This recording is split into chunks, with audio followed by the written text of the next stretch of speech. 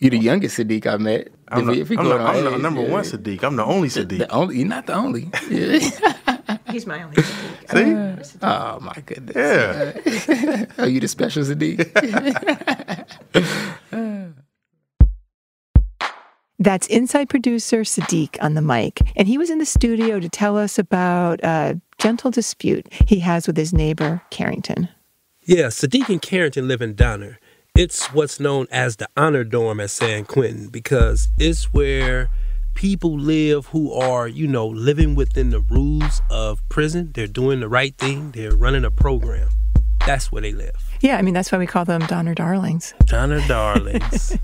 Donner isn't a particularly nice building or anything, but if you live there, there are some benefits, and one of them is that you get single cell status, your own cell. And Earlonne, that's a big deal, right? That's a hell of a deal. So this dispute had to do with an allegation that Sadiq was making about his neighbor Carrington and how Carrington takes care of his cell. Yes. But before we get to that, I had to ask Carrington about the name Carrington. It's kind of unusual. Well, it's like he cares. Oh, he's a Carrington. He's a Carrington. So when I heard your name, I was expecting like a way older gentleman with a grayish beard and like very studious. Do people expect that when they hear your name? When I was little in elementary school and I would introduce myself, people would say, what a distinguished name. I had no idea what they were talking about in the third grade. Like, what does that mean about my name? He is like the first Carrington I ever met. I never met a Carrington. And he do have like an old person name to me. I never met nobody young named Carrington. They all have to be young at some point. At some point, yes. Right. You're right about that. Is it a family name? So, no, actually, my maternal grandmother actually went to college with a guy named Carrington. And so he was really smart, successful, and my mom was going to make me a junior, was going to name me after my father, but my grandmother suggested it, and she went with it. She named me Carrington and then gave me my middle name after my great-grandfather, Lloyd, and then my dad's last name, Russell. So say your whole name. Carrington Lloyd Russell. What I really want to talk to you about is your hoarder. Here we go.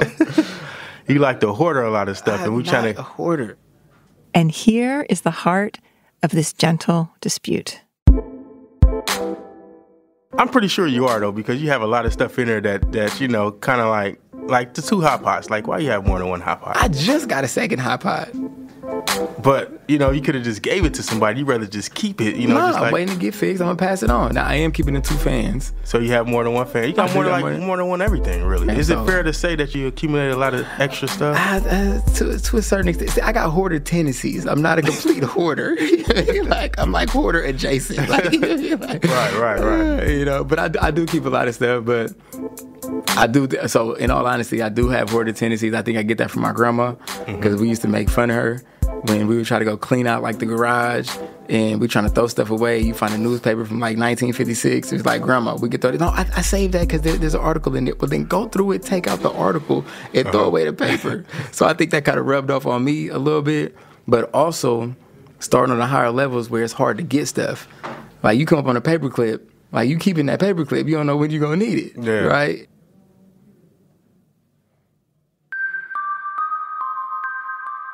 In the last episode, listeners may remember that we talked to Greg Eskridge about all the stuff in his cell and how over time it changed. And this got the whole team thinking, what are the things we hang on to? And what does that say about us?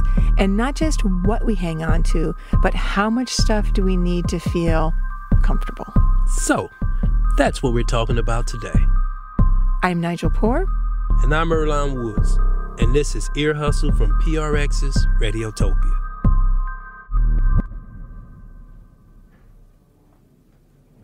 Only thing I have 2 of that I'm holding on to probably is the fans. Okay, radio? Yeah, possible. Okay. Like, I'm slowly seeing I probably can get that wind-up radio away, but... A wind-up radio? Well, I was... Why did I get that? Dinosaurish. Why did I get that? I don't remember. Of course you don't remember because you're a hoarder. So hoarders just get stuff just to get it. They don't really care how they got it, what they getting it for. They just want to have it and say they got it. Oh, no, that's why I got it. I got it to see if I can get the games in with better reception. Because the other little radio I have... The other one, right. We're getting somewhere, right? Hey, in my mind, a hoarder is Let's someone define who it. likes to keep stuff just to have it. Don't you feel like boxed in when you have all this stuff in there? Like No. all these books and stuff is just like boxed in. No, I don't feel boxed in. The shoebox I showed you earlier. Mm-hmm. That's like the junk drawer everybody has in the kitchen. You know, you open it up, you just got a whole bunch of stuff that you never know if you're gonna need or not. What is the difference between being prepared and being a hoarder? So prepared is like having one extra, I believe, just in case mine is on the verge of breaking down or something. Okay. Not having 2 or 3. Not having 2 or 3 headphones just to have them. Plus having one that's already broken. Did you have some negative hoarder experience in your life? Because you're pretty intense about this. I have sillies that like to keep a lot of stuff, you know. That might have something to do with a little bit while I'm searching out these hoarders, you know. But you said it makes you feel boxed in, and he suggested it makes him feel more comfortable. So I'm just wondering, like, what about it makes you feel boxed in, and did you feel this way before prison? Oh, that was an awesome question. So before prison, no, I don't think I was ever boxed in because I can always leave. But feeling boxed in, meaning that you have all these books and shelves and storage bins and all this stuff is just around you. And it's like you don't have no space to move around in the cell. The cell is already small. You can't stretch out both of your arms in the cell. So, yeah, I feel like why would you want to box yourself in even more in a small cell? So I don't feel boxed in.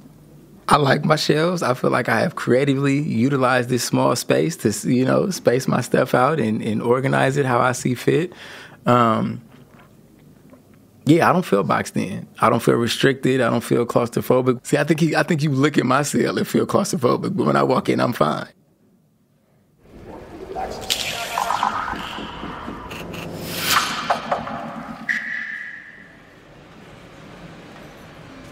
So, Nigel, what do you expect to find when we get over there? Okay, well, I'm so curious.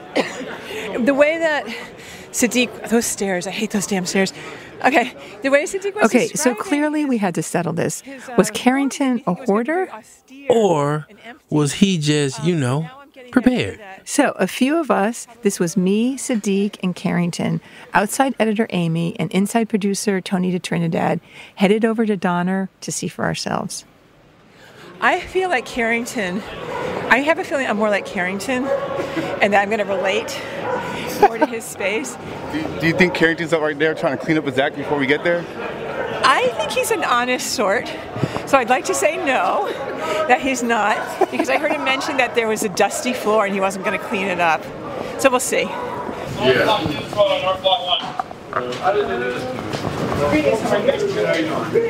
kind of in the media lab with the podcast room, so we have a memo that we can be here recording. First we checked in at the station where the COs are, and then we made our way to the row of cells where Sadiq and Carrington live. We started with Sadiq's cell. Oh, you're a hoarder. Are we allowed to go over the threshold? Of course. Do you have to invite us in? Yeah, sure, you're all invited. Go ahead. You can check it out. This is... That's my door. It looks like I got a few things on the door. Wow. It's so dark. I'm afraid to go in there. Let's fix some lights on. Okay. Give me a second. They said it looks so dark and unwelcoming. So when you look into Sadiq's cell, the back wall is painted like a castle, the outside of a castle, so it's so dark. Big gray bricks. Okay, when you first walk in the cell, I have 2 shelves. I have a shelf with my pens. I have a shelf with my TV. I have my bunk that has my Raider sign on it. I have my Sadiq's room was very tidy, kind of dark, and I mean, he's right, he doesn't have a ton of stuff, but I don't know, it's a little cold. It doesn't say, like, come on in and relax. Yeah, you know, Sadiq got to work on that room. You know, he gotta homie that place up a little bit. Ooh, I like that description, definitely. So after we saw Sadiq, it was now time to see Carrington's cell. Wow. Okay. Now, and Carrington, this is yours? I don't see any dust. Okay. I'm going to say Carrington's cell sparkles. It's like it's got nice bright color, like it's white. It looks inviting. Okay, can you give us a tour? Okay, so when you first come in, obviously I got 2 shelves right there at the front of the gate. Have all the books I use on the regular, and then up top, just to keep them out the way and organized, commentaries and Bible I was telling you about. My nice little shelf that holds my TV tablet holder. Ooh, man, he had a lot of books. And I think Tony asked him to count them. So 1, 2, 3. That's an empty journal. 4, 5, 6, 7, 8, 9, 10, 11, 12, 13, 14, 15, 16, 17, 18, 19, 20, 24, 25, 26, 27, 28, 29. So sure, Carrington had a lot of stuff, but I'd never call him a hoarder. I mean, everything was so organized. 30, 31, 32, 33, 34. Some dudes look like hoarders, you know, but really, they're just well prepared, really good at being in prison, you know, like ready for anything. 45, 46, 47, 48, 49. Yeah, I mean, to my eyes, Carrington had what he needed. Everything here was important to him. All of his stuff and the way he set it up. He really transformed that tiny space into something that seemed, I mean, it actually seemed livable. Clutter and feeling boxed in. Does it feel boxed in? Like all my shelves are out the way. You know, I'm not boxed in. I feel great. No, I'm super envious of your cell. Hey, it looks I totally want just someone to come and copy your cell on my cell. I like it. I think it's good, you know? I hate to do this to everybody, but okay, where would you live? Carrington or Sadiq? I would live at Carrington's if I had a choice, Sadiq. Amy, if you had to pick. I would live in Carrington's. I'm out of here. Nigel. Carrington's. I'm out of here. Sadiq, if you had a choice, what would you pick? I'm picking my own cell. Okay. I'm sorry, Sadiq.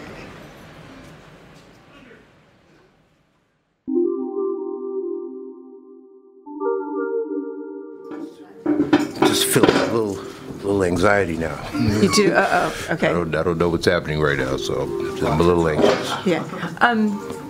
Wait, how long have I known you? Like, since 2000. Let's see, so the photography class was, that was 13. 13. So I've known you 10 years. So I've known you as a photography enthusiast. I've known you as an artist and as someone we've interviewed. You've been in a few stories. Yeah. You're a damn good storyteller. I try.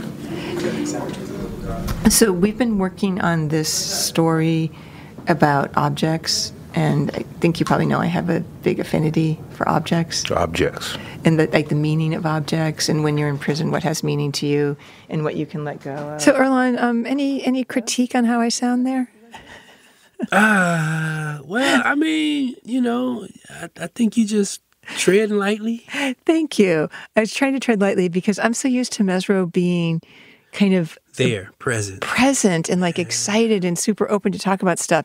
And he was really closed off. I'm going to say there was like a dark cloud in the room. So I was wondering if I could talk to you about your space and what it's like. In what context? Just like, are you a minimalist? Or do you have a lot of things? Is it an artistic space? Is it a quiet space? Is it a chaotic space? Yes. Yes. Yes to what? All of that.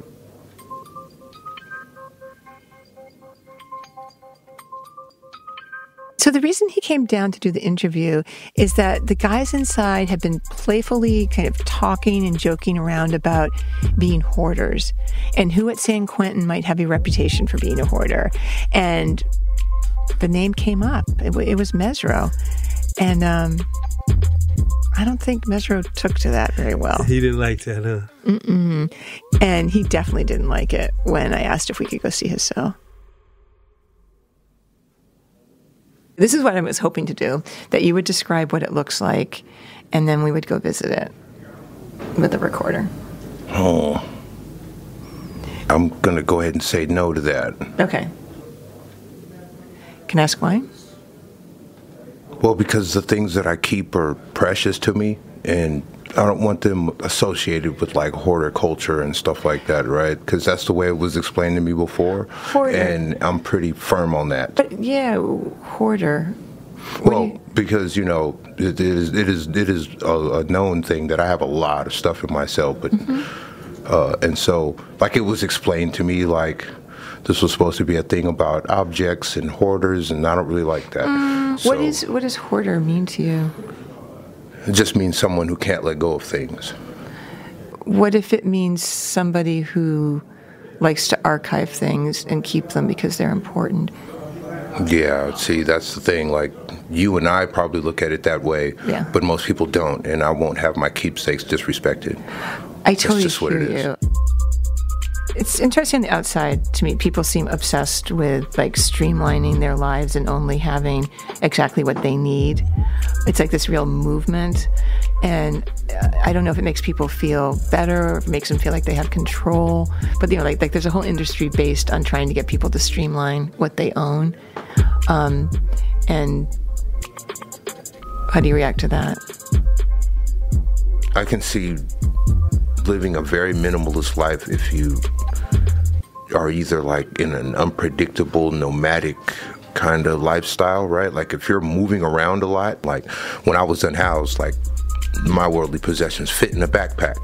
But like if you're somewhere settled and maybe raising a family and stuff, like I don't see the appeal there, right?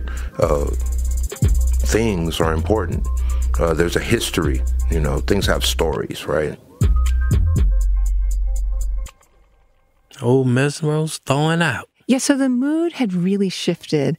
And I think it was because Mesro and I were talking about something that we both understand, which is the inner meaning of objects. And like we really connect on that level. And so y'all talked about what y'all both hoard. if you want to hold on to that, I'm glad you were not at the interview. Yeah, hoard or see value in. Okay. So it seems, just to kind of wrap up, the things that you surround yourself with, the objects that are there, have more emotional and intellectual resonance for you.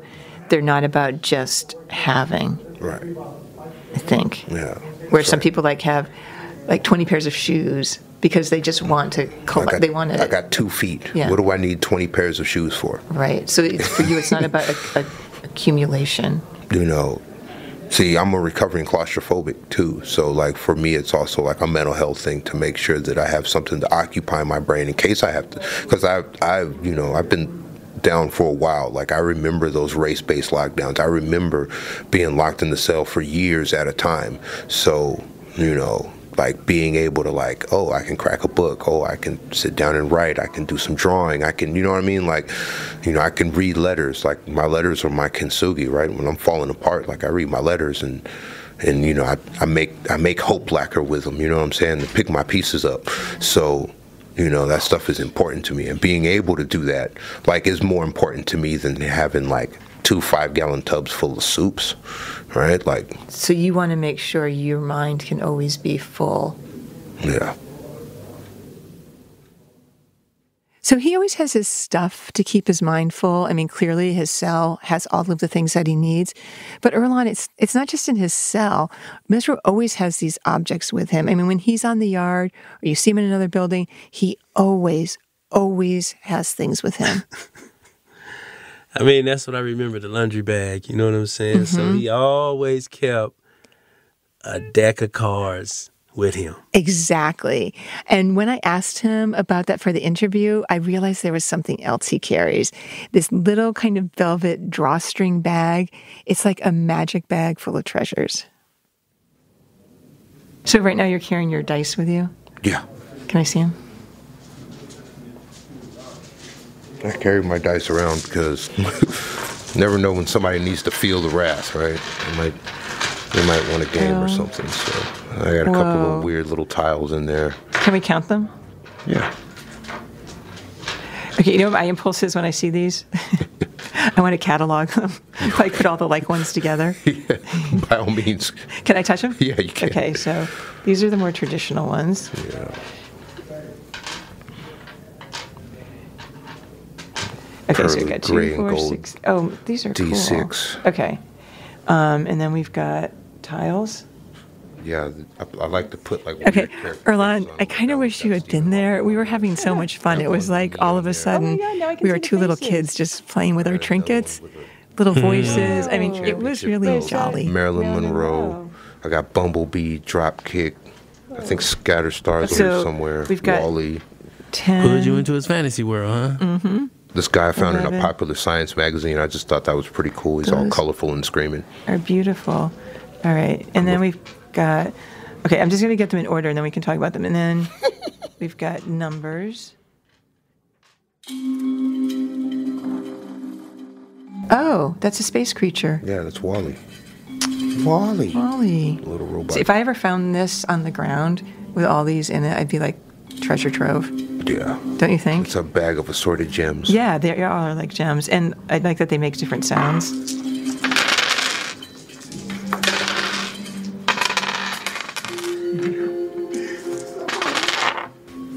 Who knew we were going to end up really talking about dice? Yeah. I love it. It's cool. And I have to say, I want to protect this guy. It's a little R2D2. Yeah, right? Like nothing should ever happen to That's him. my guy.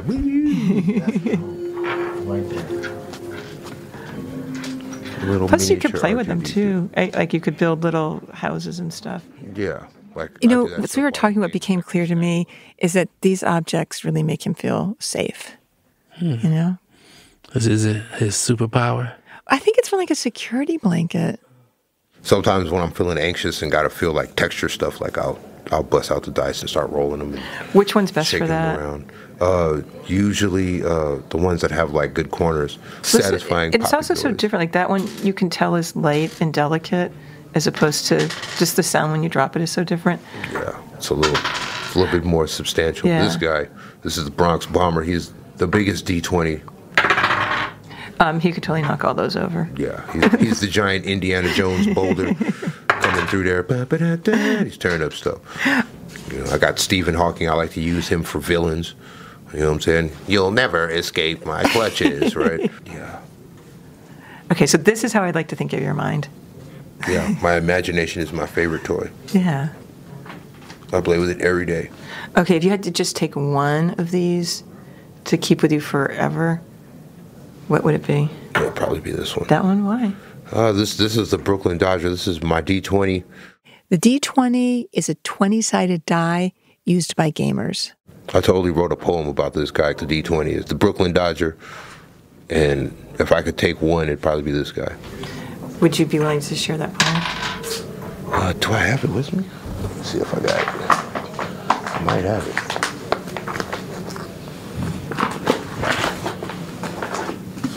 Check my astrogation logs. I spend most of my days in the dark, parked next to numerous more. See, some of them have gold and silver parts. Others are cobalt blue, like me. Listeners may remember that Mesro is a cool lyricist. Yeah, and he and our inside sound designer, Rashid, took that poem and They flipped it to some hip-hop cool shit.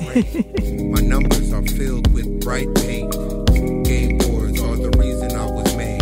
My roles make nerds cheer their complaints. 20 sides help game masters decide who advances and who fails with checks. When I and these friends of mine collide, damage ensues until what happens next. So when the pouch opens and I tumble out, I hear jokes about cosplay and virgins. I see others bright and nice and stout, some with pips, some numbered versions. I wanna bring people together, having fun, role-playing, solving problems. Unless outside is inclement weather, we'll be in the sun, rolling often. Mesro through Rafa, Brooklyn Dodger. I'm Mesro through Rafa, and I approve this message. Yeah. Fancy stuff, right? I just grab them, just cram them in there. Now that's the Fine. Mesro All I over. remember. yep, he just needed Stephen someone to Hawking. give his objects a little respect. That's I will all. be back for more nefarious schemes And with that, later. we're going to take a short break. All right, goodbye. We'll be right back. A bag of assorted gems.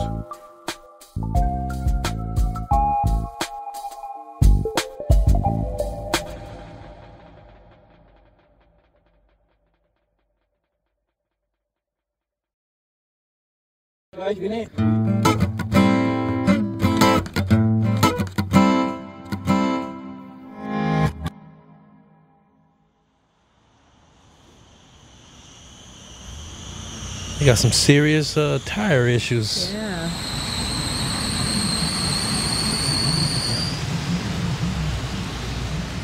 And it's raining. And it's raining. A while back, you and I took a field trip to visit a guy named Eric who lives in San Francisco. Eric is a close friend of one of our inside producers, Tony de Trinidad.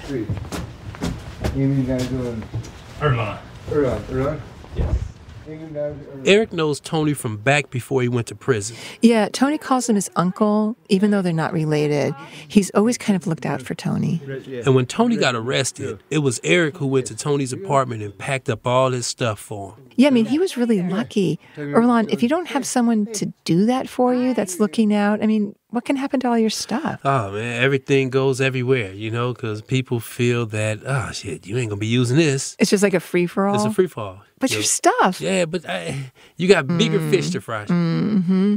So in Tony's case, though, he had Eric, and Eric came over and did this very intimate work of like packing up all of Tony's stuff, you know, not knowing what was important or what was kind of extra. He just grabbed everything. But now I think they're both feeling like it's time to let some of this stuff go. So they've been doing these video calls where Tony calls from prison and the two of them go through the boxes together to decide what Eric can throw out and what he should hang on to. So that's what we'd come to see. Okay, so we're at Eric's house and we're sitting in front of two boxes. One's pretty big, like maybe 2 feet by 3 feet maybe? What do one of them say? One of them says, Tony's mainly shoes? Okay, so we're going to see if it's mainly shoes. I'm really curious what's in them. The box is, it's taped up. So it looks like it hasn't been opened. So we're here with Eric, and we're waiting for Tony to call us on video call. So right now we're in Alpine, and right at the bottom of the stairs, there's these kiosks on the wall, numbered 1 through 6, and I'm picking number 3, and they're like these little gray shelves for your tablet. It stopped saying a connection error, so now it's waiting for the other side to join the call. So it's a waiting game. This is prison, always waiting, always waiting. Some tablets just glitch more than others. There it goes. Hey, it worked. Hey, it's a miracle. And it kicked me off right away. He's all fuzzy. Okay, so we're waiting for him to connect on the phone. We can see Tony, but he's out of focus. Okay, but no, he know to come closer. Is he moving? Nope, not yet. It was a great plan, but technology is a motherfucker. It was not cooperating with us at all that day. Not at all. So what happened is the same thing that happened on Christmas with my family, whereas it finally gets through the connection and it kicks me off right away as soon as the video pops up, and my Wi-Fi bars will go down to an X and I have to restart my tablet just to get it again. So we could try it again, but it's just gonna do that a few more times. This is like the worst thing that could have happened. And it lets me see his face for half a second just to know that it was possible, but it's choosing not to let me do it right now, so. Seeing his face for half a second make it worse. When it does that glitch, it won't work till the next day. So, oh, there it goes. Here they go. And hopefully it connects. I hear them. Hey! Oh. And it did it again.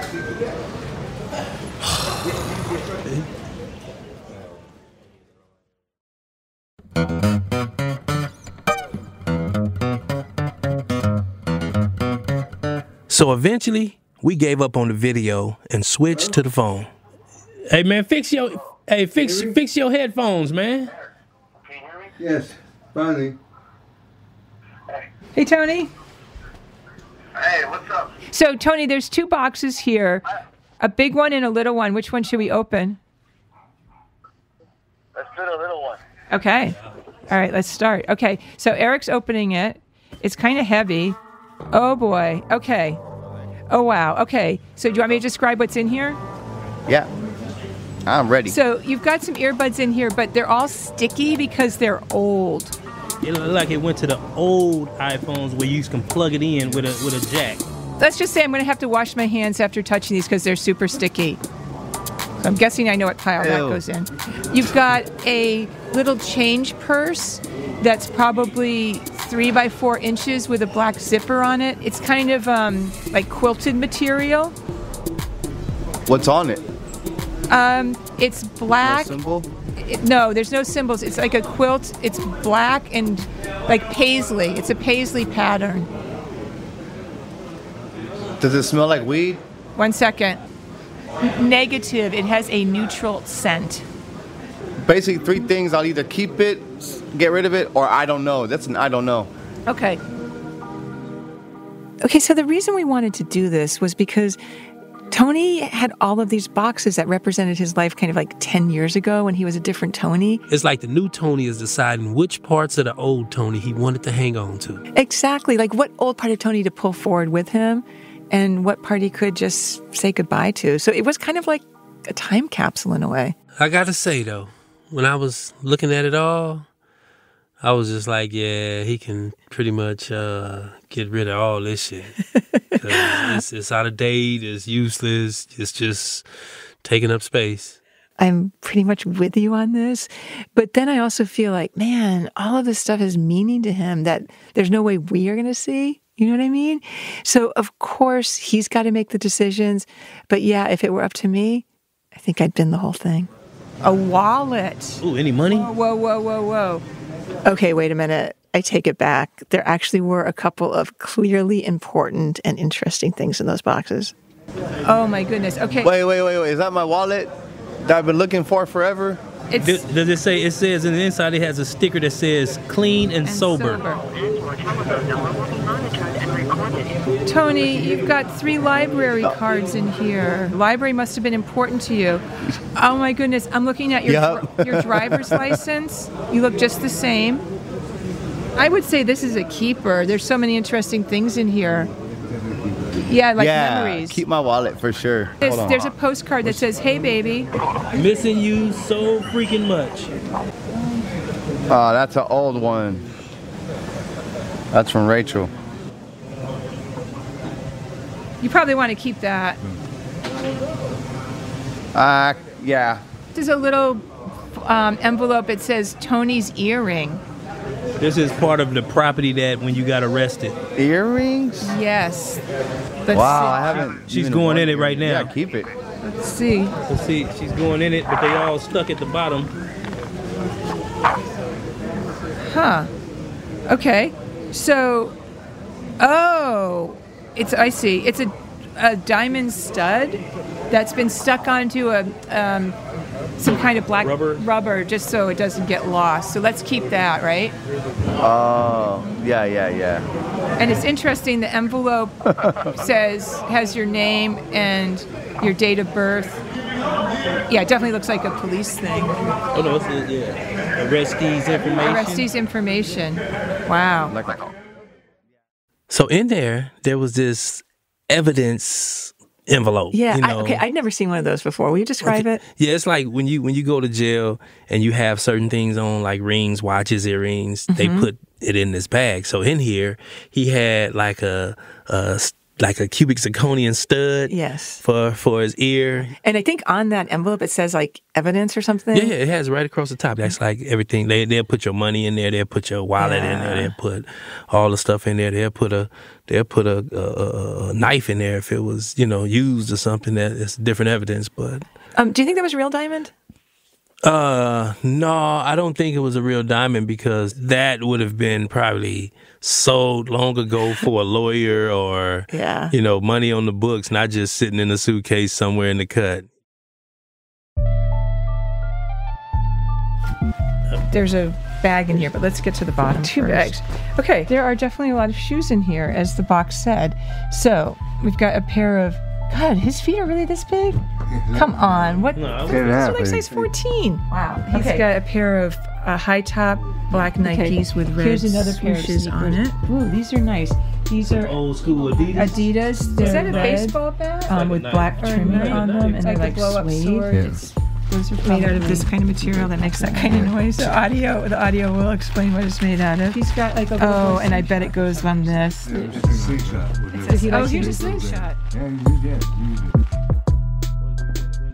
I mean, there was a lot more stuff in those boxes, but Tony couldn't stick around. We had spent so long trying to connect on the video to where Tony strictly just ran out of time. Yes. And he told us it was okay to keep going through his stuff, which maybe some people would have thought was uncomfortable. But I thought it was actually really cool because it felt like we were getting to know him in this new, I don't know, deeper, more personal way. Definitely. Picture of the box, Okay. He's got The Ships of Earth by Orson Scott Card. Oh, he's into Orson Scott Card. The Memory of Earth, Children of the Earth, Call of the Earth, and Earthfall, all by Orson Scott Card. So he's definitely into fantasy, outer space, fiction. But did you write your name? Did he write his name on library books? No, these are his books. They're so sweet. Here's my container. CD container, and it got more CDs. I can't really read what they all say. Automotive technology class. In a class, yeah, he was in a class at My college. Ride. Slap and Something. I'm going to let that one go. Something Money. And Twerk Booty Poppin'. What's that about? Is that Twerk Booty Poppin'? I just mean it's probably some type of boom, Yeah. boom, boom. Pop that thing. Socks. Oh my God. This is full of socks. Full of socks. Holy Moses. Motherload of weirdness. It's his sock gang. Erlan, that was a very exciting moment. Weren't you thrilled to see like this bizarre collection of socks? I can't say I was as thrilled as you. No, not at all. You know, you was thrilled as if it was like a gang of them. Remember them snakes that you open some, they just all pop out? That's how you were. I felt like an archaeologist finding the hidden secret like tomb of information. It was great. How many socks do you? There's like a nest of socks on my lap. You know I'm going to count them. Of course you. So, 1, 2, 3, 4, 5, 6, 7, 8, 9, 10, 11, 12, 13, 14, 15, 16, 17, 18, 19 socks inside of a bag. Oh, no. 20, 21. 21 socks, not in pairs. I love it. In like a school bag. I think it's a laptop. Maybe it's a laptop case. What was so clear looking at that laptop bag full of socks is that Eric's mission was that when he went to his apartment, he just grabbed everything that belonged to Tony. Because he wasn't going to make any decisions, right? He was going to take everything in there. Think he wants all these socks? No. Socks are out of here. Socks? Really? They're goner. All right, I got to take a picture of it, though. We kept going through the stuff with Eric, and it was clear. Eric wasn't going to throw any of this stuff out without Tony's permission. Oh, definitely. I mean, he was still looking out for him. Soon he'll be out, Let's hope. He's doing really good there, Yeah. Good school. He's doing really good there. Yeah, he's doing well. Yeah. Doing what he should do, Can I take a picture of you holding? Okay, yeah. Both? Yeah, whatever. Yeah, maybe one of each. All right. Good. Tony shoes. Just put them in here. Bag So for- bag. most of Tony's bag stuff for- just got packed back into the boxes where it had been before. Those boots are heavy. Yeah. Okay. Good for And then anything. well, thank you for letting us come over. Yeah, I you're appreciate it. Nice to meet you because Tony's talked about you a lot. Thank you so much, Eric. Good to meet you. Have a good day, man. Take care. Right.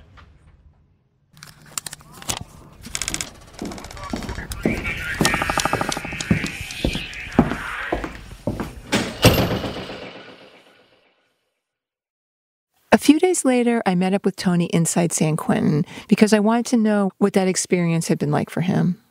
It was multi-layered. It was cool. It was fun. It was nice that a piece of my life here was connecting with my piece of my life outside and get to show a little bit more like who I was and stuff. But it was also kind of like kind of sad to like see like a part of my life that is not there anymore. All these physical things just kicking up those memories. Do you know what like touched me the most? What? My library cards? Yeah. Growing up, my mom always picked me up from the library after school. I used to spend hours there.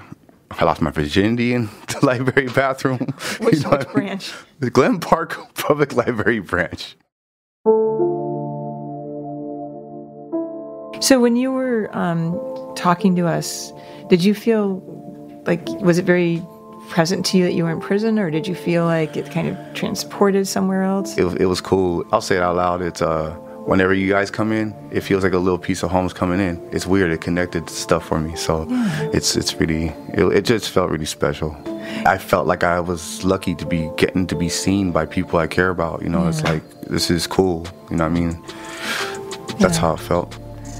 What did Eric say about the experience? He was happy. He was excited about it. He was glad to meet y'all. And he was what I could get out of him was that it was like seeing into more of what I'm doing now. And he felt excited to be part of it. He's a really, really nice guy. He loves the shit out of me. He's an angel. So like he's always interested in what I'm doing and stuff. Yeah, he's clearly thinks that you're clearly very important to him. I wouldn't be alive if it wasn't for him. So there was times when it was my feet bleeding, raining, cops after me, nowhere to go, family rejected me. Where do I go? And you just show up at his house? There was one time I actually technically broke in and fell asleep in the bedroom. And I woke up to a sandwich and a blanket. And so that's when I knew I was safe. What about all those socks? We opened this computer bag. I think there were 21 socks in there. It was one of my favorite parts. Next to the wallet, I opened up this bag, and it was just full of white, unmatched athletic socks. Because I don't wear socks too much more than once or twice. I will buy new socks. I don't like... Prison is a different experience for me. Like, I don't like old socks. Like, I love new socks. I like... They're the best thing in the world to me. Do you not like how the socks get kind of stretched out? I hate stretched out socks. And it has to snug my ankle. It has to. It can't. The only reason my mouth is open is I am the exact same way. Like, if I had tons of disposable income, I would only wear a pair of socks once. Straight up. Yep. Mm-hmm. Straight up. That's so funny. I've never met anyone else who has that same sock thing. And they're a little bit baggy. It's horrible. It's so, yeah, they have to be gross. really tight. Yeah. That's so funny. So when I saw that bag of like unmatched socks, at first it made me laugh, but I was also like, I'm not really into touching socks. But it was just so funny to count them all and imagine like, why did he save them? Well, that's the other question is why did he save them? He saves everything. I'm sure this is my guess is he doesn't want to make decisions for you. Like he wants you to have the ability to say yes or no to stuff. That does sound like him. Let's say you get out. What do you think your relationship to objects is going to be like then? I probably won't want any of my old objects. I kind of want to start fresh. I don't want any of the energy that's on that stuff. And I don't feel too much attachment to that shit. I guess I gotta give it some more thought, I guess. I don't know.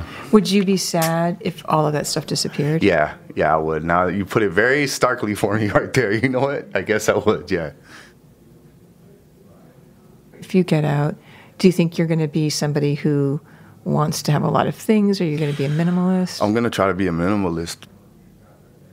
I just want everything to just be kind of empty. So very organized. Very organized, not cluttered. What does that represent to you to not have clutter? Organization, clear mind. I've always been like that.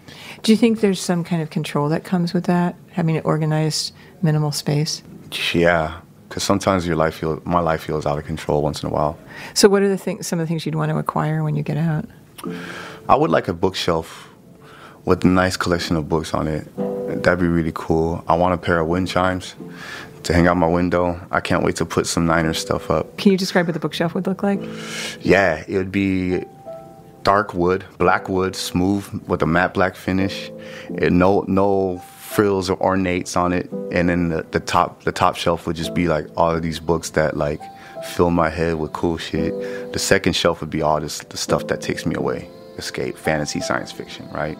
Maybe some reference on the bottom. I'd like to have some record collections, And then my grandfather had this. There's something kind of cool listening to Tony design his future self through this imaginary bookshelf that he wants to have.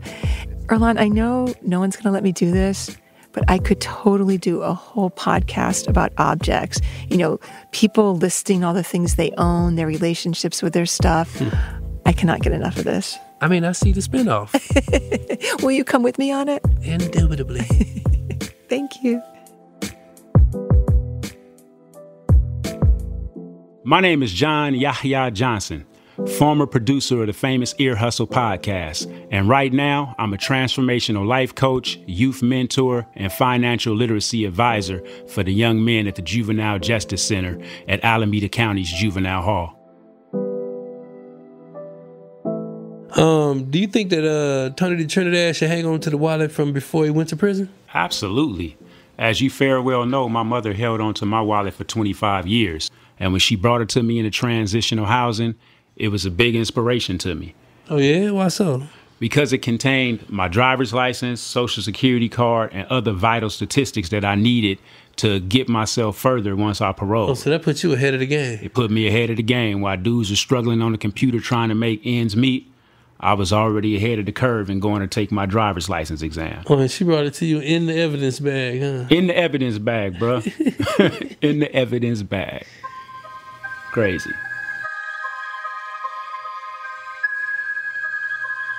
Ear Hustle is produced by Nigel Poor, Earlonne Woods, Amy Standen, Bruce Wallace, and Rasan New York Thomas. Shubnan Sigmund is the managing producer. The producing team inside San Quentin includes Darrell Sadiq Davis, Tony de Trinidad, and Thon Nguyen. The inside managing producer is Tony Tafoya, and our inside sound designer is Rashid Zinneman. Thanks to Acting Warden Anders at San Quentin, Acting Warden Parker, Associate Warden Lewis, and Lieutenant Newborg at the California Institution for Women for their support of the show. Thanks also to this woman here. I am Lieutenant Giamari Berry, the Public Information Officer at San Quentin Rehabilitation Center, and I approve this episode. This episode was made possible by the Just Trust, working to amplify the voices, vision, and power of communities that are transforming the justice system. For more information about this episode, check out the show notes on Ear Hustle's website, earhustlesq.com. You can also find out more about the show on Instagram, Facebook, and YouTube at Ear Hustle SQ. Earlonne Woods sound designs and engineers the show with help from Fernando Arruda, Harry Colhane, Rashid Zinneman, and Darrell Sadiq Davis. Music for this episode comes from David Jazzy, Antoine Williams, E. Phil Phillips, Rashid Zinneman, Gregory Dixon, Fernando Arruda, and me, Earlonne Woods. Want more Ear Hustle? Subscribe to Ear Hustle Plus. We've got bonus episodes and live chats where we get to chat it up with listeners about the show. Subscribe at earhustlesq.com/plus or in the Apple Podcasts app. And while you're at it, share some love by leaving us a review in Apple Podcasts. That's a big help to the show. And plus, I love receipts. Receipts? That's the talk nowadays, the receipts. What does that mean? That means that something actually happened. Ah, you get proof that people love us? Proof that people love us. Those are the receipts. Oh, that's excellent. And one more thing. Don't forget to sign up for our newsletter, The Lowdown. Every issue, we've got extra tidbits. Like, Earlonne, I don't know if you know this, but for this Lowdown, I wrote a little reflection on what it was like for us to visit Eric's house and go through Tony's things. Did you talk about that yapping dog? I don't know, I didn't. They'll hear about it. Subscribe at earhustlesq.com/newsletter. Ear Hustle is a proud member of Radiotopia from PRX, a network of independent, creator-owned, listener-supported podcasts. Discover audio with vision at radiotopia.fm. I'm Nigel Poor. I'm Earlonne Woods. Thanks for listening.